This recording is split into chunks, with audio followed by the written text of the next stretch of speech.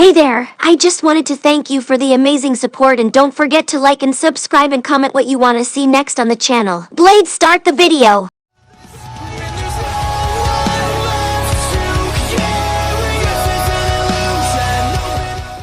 Prince Blade's Origins Prologue, The Legend Foretold. Why, thank you, Twilight, for giving those kind words. Start us off.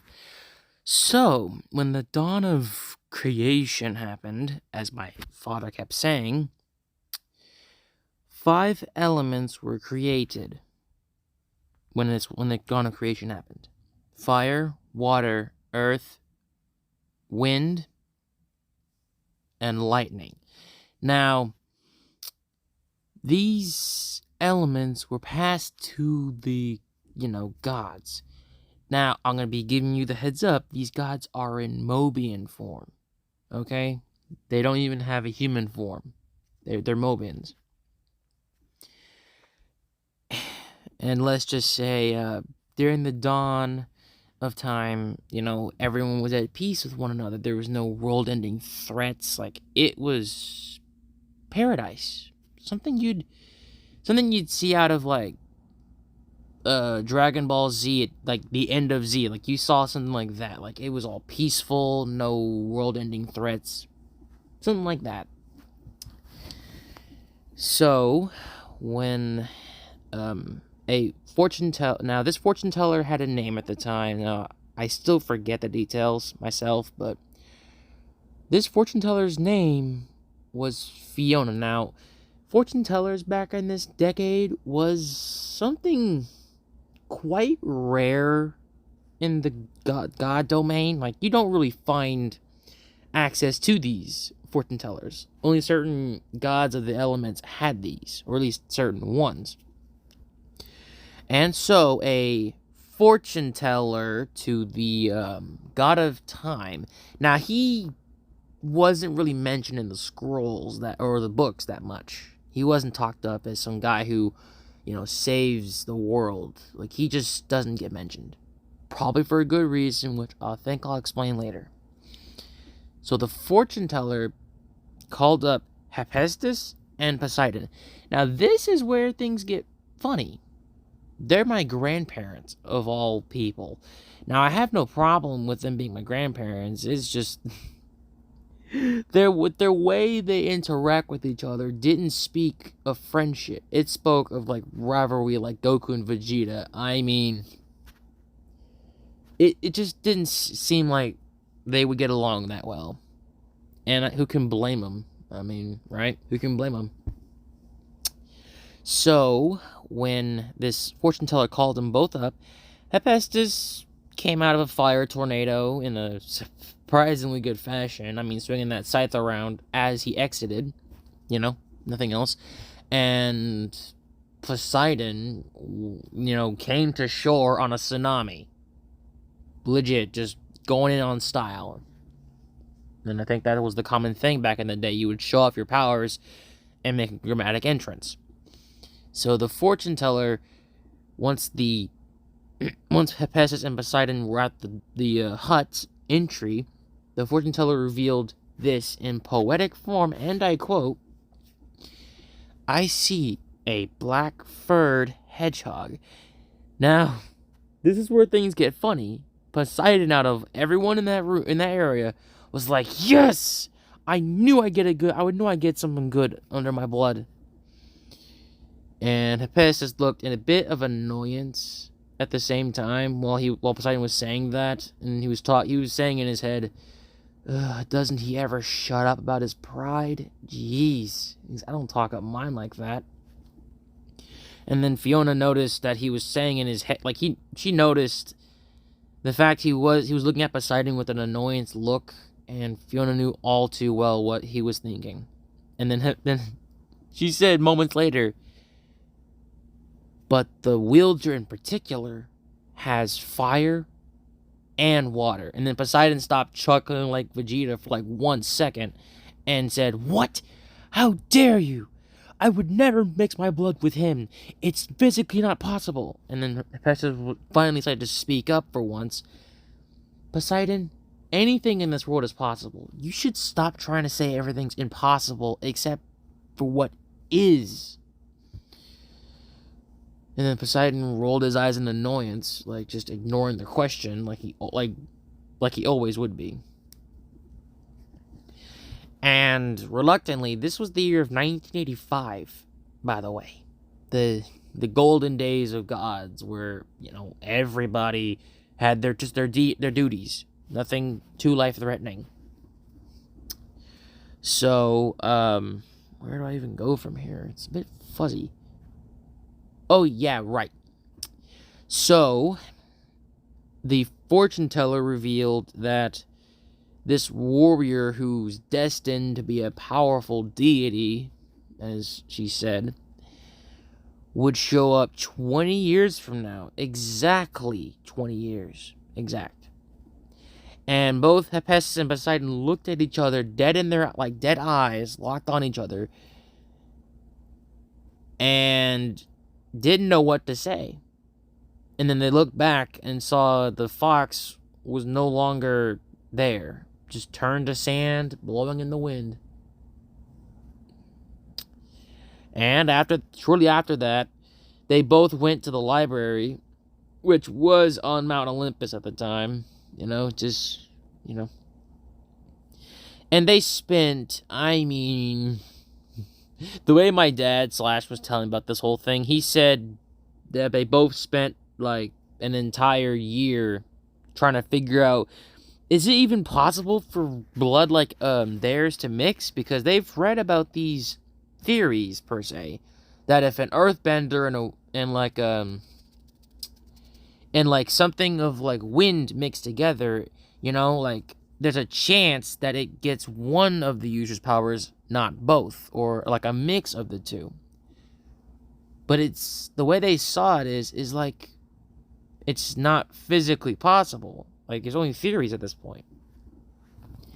And just one morning while they were just, sleeping on the job after opening 1,000 books, stacked Eiffel Tower style on the floor, they both came to terms with the realization that this is probably one of the reasons why the fortune tellers don't say much about the future, because gods go paranoid sometimes, and I think this is one of those moments. So Hephaestus asked this question bluntly because he just had a light bulb click in his brain. Didn't you say you got tied down at one point? At least. And by the way, in this time, it's only been one whole year, so you can imagine that they both gods, Hephaestus and Poseidon, got tied down by a lady. I'll let you guys figure out who fits them both, considering I don't read up on this stuff that much. So, Poseidon said, yes, and your point. And Hephaestus said in a quite loud tone that nearly shook the whole room, I think our kids are going to start the cycle. And he hit his head on the table not minutes later, because he hated admitting it, that he was weak to him, to his literal rival. And Poseidon said in annoyance, but also truthfully, I have a kid. And I think you do too, right? And he said yes, without any other hesitation either. And then they both were like, okay, so how are we going to get our kids to meet up? It's not going to be easy. But little did they know, the cycle already started. They didn't even know. So Slash, one day, was just training. Now, at this time, he was trying to unlock some of them new powers of some sort, just something in reserve. He's trying to go deep into his fire. He's using his normal flame. He's trying to get that darker side of the flame out, but I don't think it's gonna happen. He's the way elemental powers from gods work is you can't summon that darker power on your own. It's not physically possible. So when Slash was testing out one of his fireballs, which was the size of a planet, or at least the size of a moon, at least. He chucked it into space and it blew up when it hit space, like just outside the atmosphere, not to the point where the ozone layer would catch fire, but like just barely. And Slash notices this, I don't know, other Mobian that resembled Poseidon. It just seemed to catch his eye from his training, which usually is impossible, you know? So, he followed the hedgehog into the grocery store, which wasn't that far from his house either, about a couple minutes or so. And what's so funny about this is Slash was just, getting his usual routine stuff, like his breakfast, lunch, dinner, a few things on the side. He went out in the back to see if they stocked on their weapons too. I mean, this is the golden age of gods and deities. Of course they're going to have weapons back there. And he found what was very oddly placed. A sword that didn't look like all the others. Most of them looked like Excalibur, Caliburn. It looked like medieval-based weapons. Like something named after good, like people who were either good people or like had a moment in history or something like that. But the one sword out of place caught his eyeball, and he looked at the label, and it said Buster Sword. And he literally took it off the rack and took it up front and paid for it. And he said, "This is what I'm going to be using from now on." Didn't even hesitate to say it.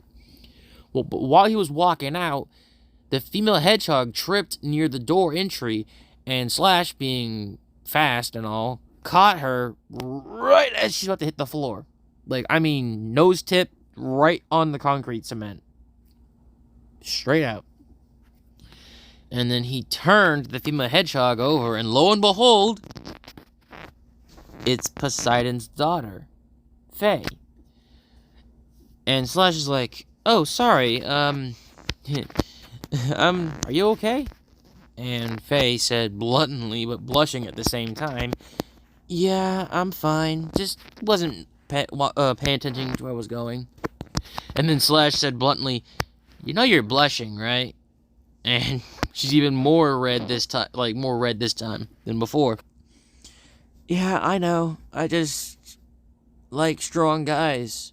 That's all." Now, Slash took this by surprise, because there wasn't many girls out there that would, take about his build either. There wasn't many. I mean, there was, the descendant of the god of Earth, which, by the way, was built on strength. Like, it was a female built on strength and all.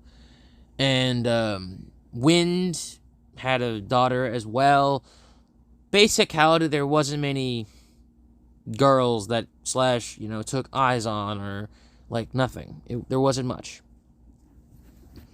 And so, after this little awkward interaction, Slash and Faye went on a date.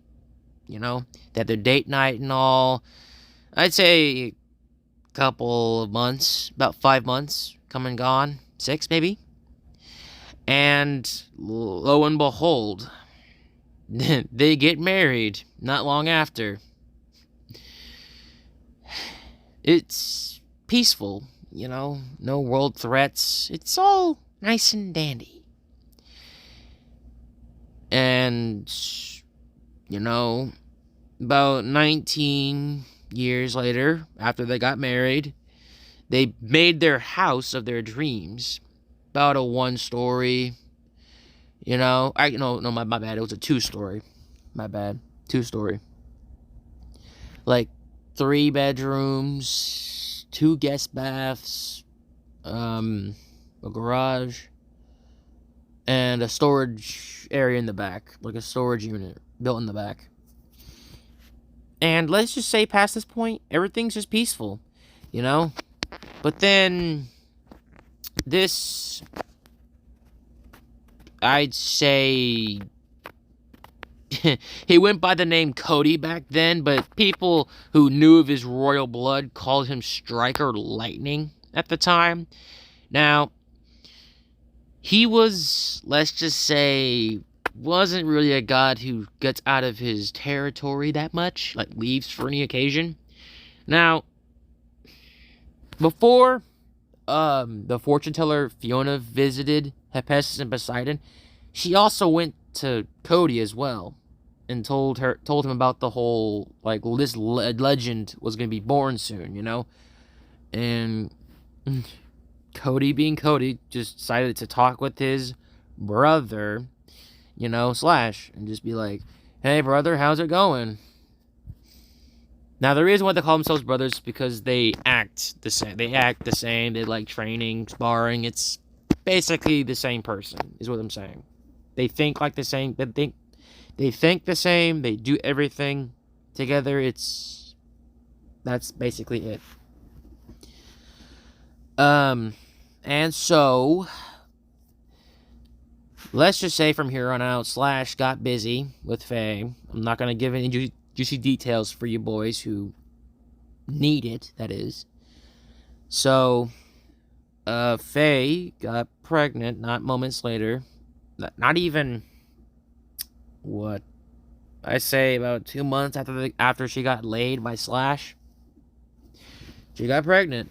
Now, they took the test to see if it's a child, just one or two. And turns out it's a singular child. A singular. Just one. And it looked like a boy. And Slash kind of asking his father, not across from the room, asking. Now, the thing is, at this point, they're at the hospital already. Like, you know. Now, Slash, taking in the accountability of the situation, asked, hey, Dad, didn't you say the legend? Now, he said it in his own tone, but point going. Dad, didn't you say this legend was going to be, happening soon? 20 years exactly? And Hephaestus having a bit of a trying to remember moment like Goku would be having. He's like, oh, yeah, that's right. Son, you're right. Why do you ask? And Slash just pointed the thumb to Faye. And Hephaestus looking like, Yup, that's right. That's right, son. That child she's giving birth to is gonna be the supposed water and fire wielder of fate and destiny and stuff, you know? Now, Poseidon, being across the room, looked away in annoyance like Vegeta would, but he had a smile on his face, like a smirk in some way, like he knew this child was gonna be gifted, like strong out of birth, without a doubt either. So, when the year of the birth came, which was exactly 2005, exactly in October of the 17th day in the month, the child was about to be born. Now, Hephaestus and Poseidon were told to leave the room exactly. You know, just leave. And then Cody vowed to just stay in the room because he wants to see if this legend is all, you know, talk. You know, all, like, if it was real. Because fortune tellers back in the day usually weren't accurate sometimes. Like, they tell you the falsehood and stuff. And lo and behold, it was true. The hedgehog of legend was born not long after. And this is what gets interesting. Faye, being exhausted of her energy, gave out. She went almost limp. Now Slash, looking over at Faye and holding her hand like squeezing it, he's like, please don't leave me. You've changed me. I've went from this guy who was always lusting for strength alone and never really having a reason to have it. Please don't leave me. And then Faye, uttering her last words on a dying breath, said, take care of that child of ours, will you? I want to know later on in my afterlife if our child will be that legend. And then just went limp, died on the spot. And then later on, they buried her. She lived for 20 years. It's depressing, but what can I say? That's what we get. You know, it's all the time anyone can usually get if you're a deity. Now, her body died, but Slash knew that her spirit would live through that child of his. And the thing is, around this time, Slash stopped training at all. Like, he just quit. He just put his sword down and just, put the curtain up on it. And every time he saw the child, aka me, which he did name Prince Blade, which Poseidon did obligated to help out here, Slash went into deep depression for like a full 2-3 years. 2-3 years at best. And every time he saw the child, he began to cry because the child resembled so much of Faye that he would cry every time he saw the child, in the room, or the child, walking by him. He just couldn't take the feeling of not having his mother around at all. But so one day when the child was asleep, he got a call from an old friend, which I kind of know as Striker Sonic.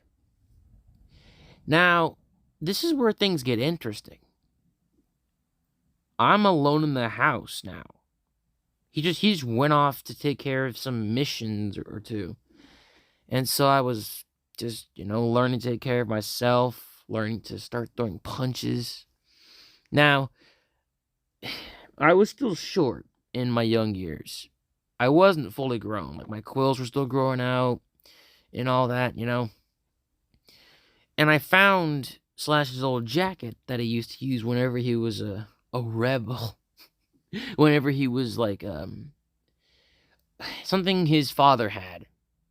Whenever his dad was growing up. Just the old jacket his dad used to wear. And so what I did is I changed the design of the flame to not be there because I wasn't ready to take the mantle of the fire deity just yet. At least.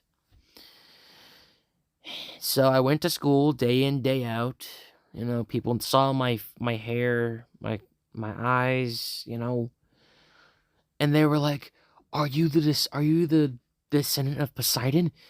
And I'm like, "Yes." But occasionally my fingertips would light on fire, and I would try to put them out. And they're like, "Wait, are you that legend of a fire and water wielder being born from the two rival gods since the dawn of creation?" Now, me trying to ignore all this famousness around me, I tried to sit at my breakfast table, just putting my head down, almost banging it as well, because I wasn't ready for this type of popularity going into my school years. I wasn't prepared.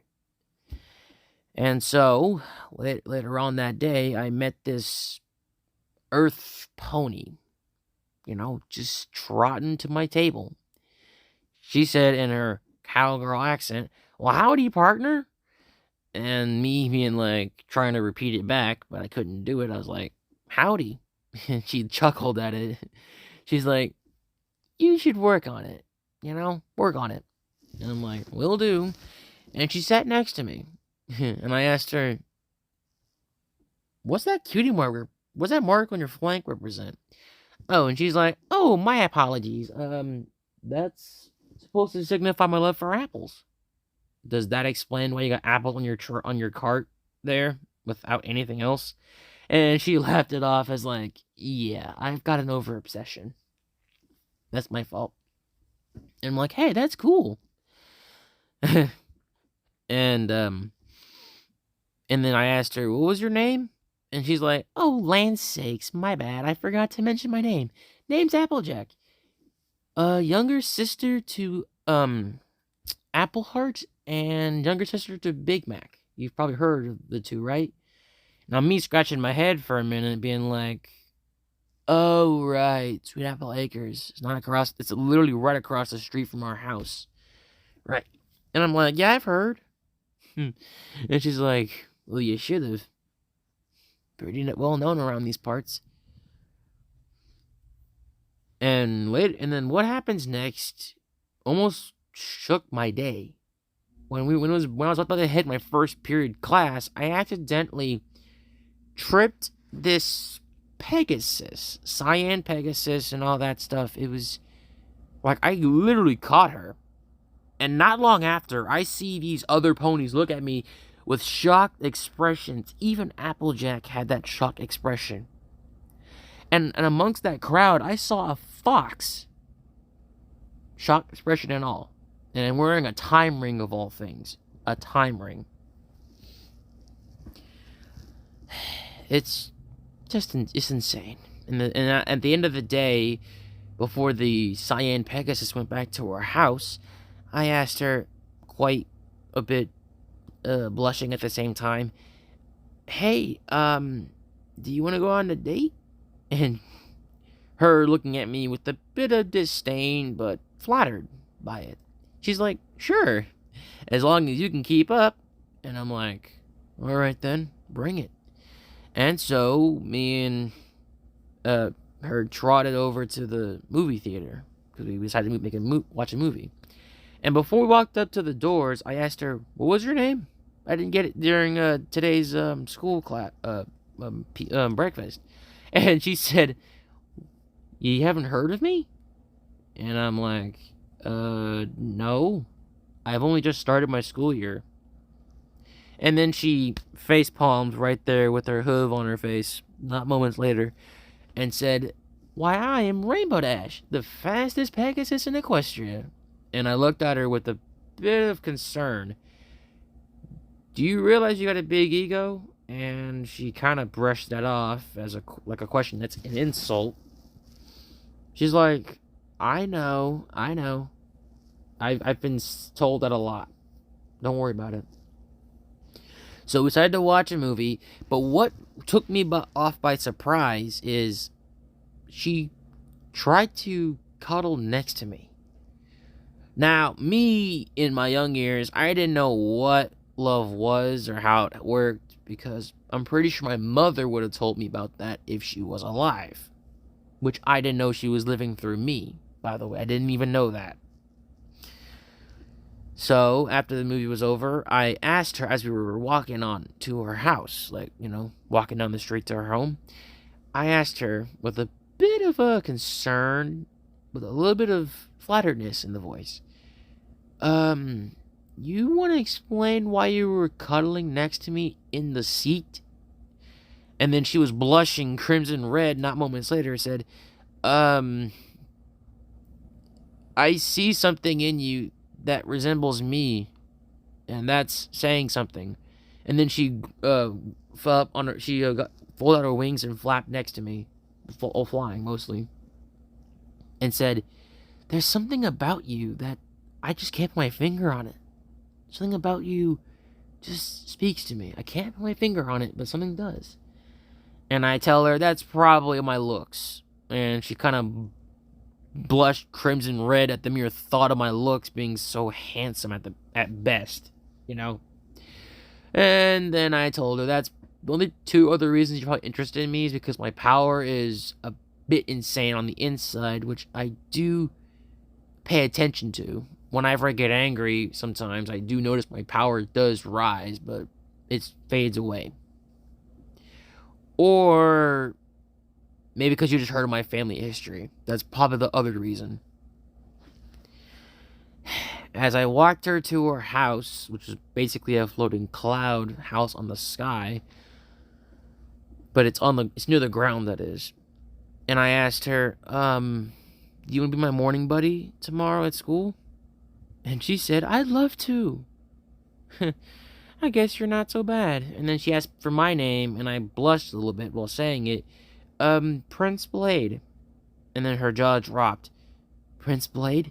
As in the descendant of Poseidon and the descendant of Hephaestus, the fire and water deities of this universe?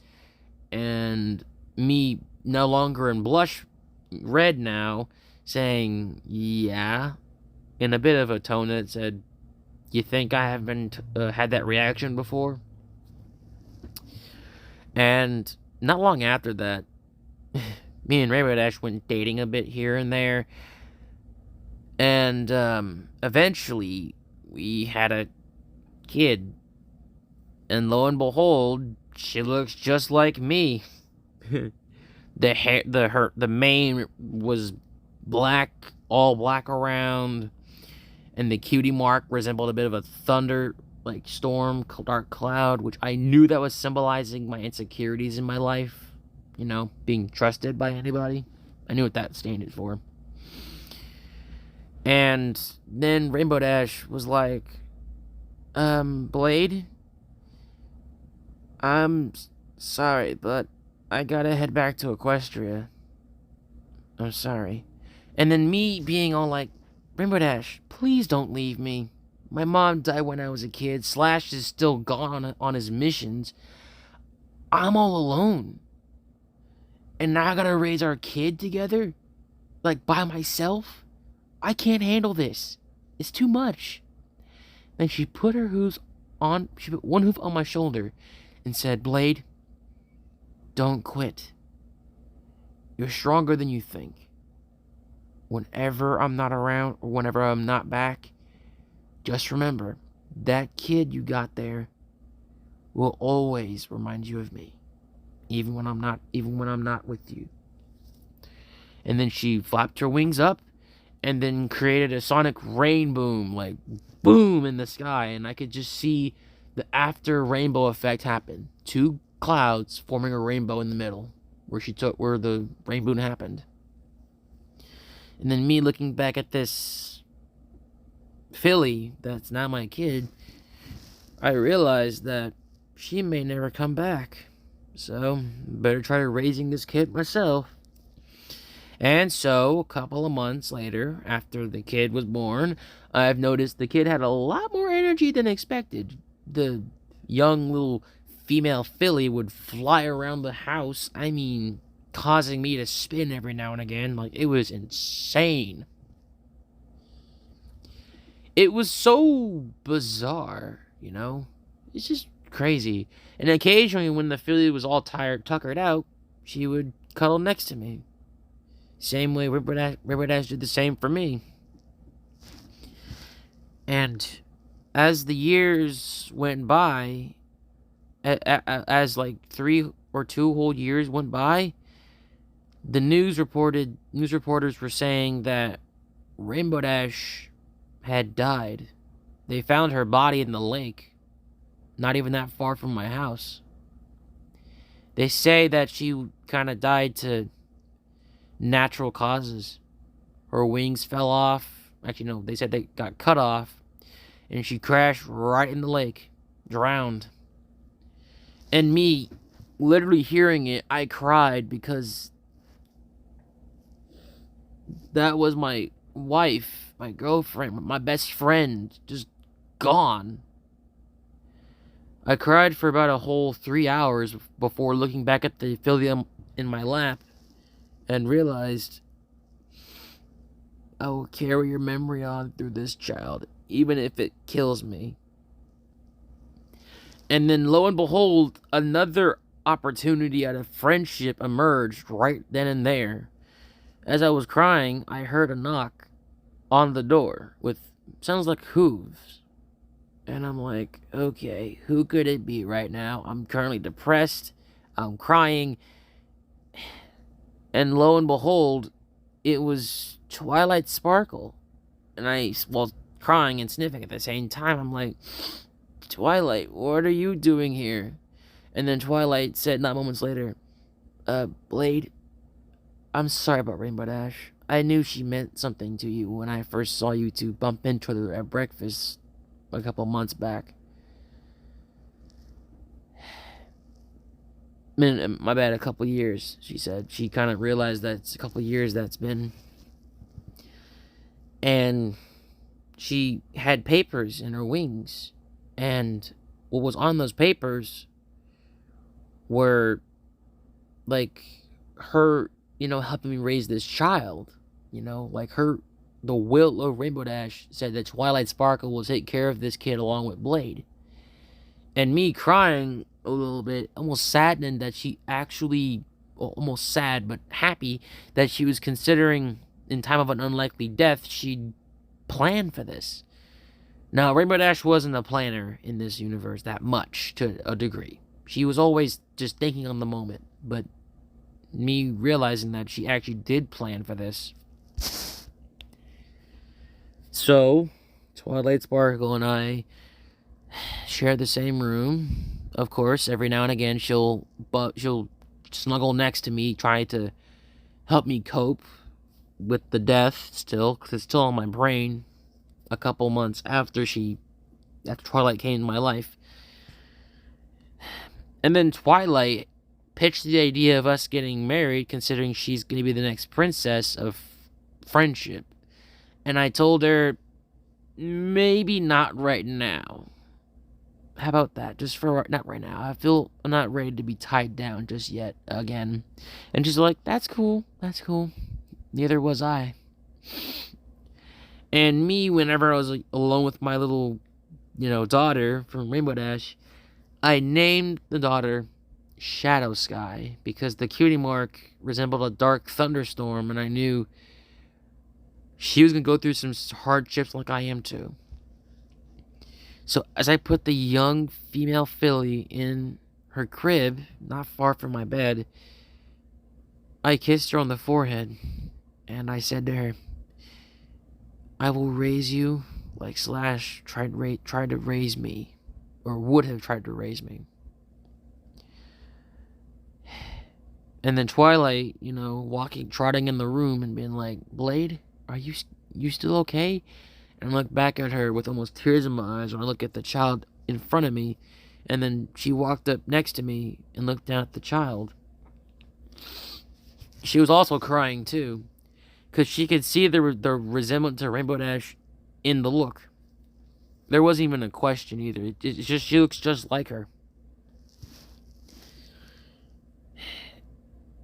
And Twilight, opening one of her wings, put it on my shoulder and said, Blade. And I looked back at her with a bit of a look of what now? And then she said moments later, Blade, you gotta let go of the past. The past is only gonna hold you back even further. If you don't look beyond what was set in stone and look forward, you won't be able to move at all. And I finally realized I have to make this right. I gotta set this child's future up, even if it kills me. And so as I got into my bed sheets, Twilight little sleeping next to me as well, wings wrapped around me and all, trying to cuddle with me, I decided to make a vow right then and there to my wife, Rainbow Dash, and my mother, that I would raise this child like no one has ever raised a child before. I mean, everything would be handed to her like she wasn't gonna have an upset day. What at all? Now, but what I didn't know at the time was Rainbow Dash was the descendant of the god of wind. Now, with those guys, they control the weather. Like, their mood affected the weather. Right? Now, since Rainbow Dash was always so happy-go-lucky, the weather never changed that much. She's always happy. So, what happened after I made that vow, I went to sleep. Now, the next morning, I heard Shadow Sky crying. Like a baby would be crying. And lo and behold, a hurricane was circling our house. Like we were inside of the hurricane itself. And I grabbed the filly and shook her a little bit, trying to calm her down. And when the filly calmed down, the hurricane outside just stopped. Now, Twilight was a bit of past the moment of sleep and you can't wake up. She was deep asleep. And what I did was I shook her a little bit and I said, Twilight, get up. And she's like, Blade, I'm up. She had to like wipe the sand out of her, the bag, her bags off her eyes because she went past sleeping, deep dreams. And she's like, Blade, why didn't you wake me up? And I pointed at the filly that was in the crib. And I said, did Rainbow Dash have a god ancestor? And Twilight, thinking a bit, realized, oh yeah, she's the descendant of the god of wind. And the way that ancestry tree works is they control the weather by their moods, right? And then me telling her about the hurricane that was outside when the baby was crying, she was like, oh my Celestia, looks like this child's got to be occupied all day. And so a couple months later, after our little incident happened, me and Twilight were trying to cope with the idea that we can't let her have an upset day. We hand everything to her. Like, we do not want to, like a rainstorm or like a hailstorm. Like, we do not want any weather change outside whatsoever.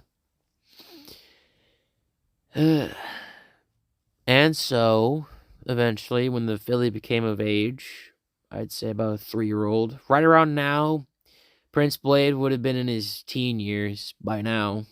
The years difference gap would have made him a teenager at this point.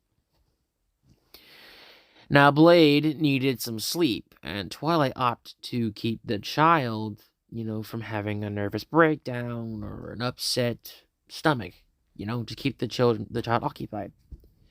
And lo and behold, she hears a familiar voice talking from the afterlife, and Twilight asking, who's there?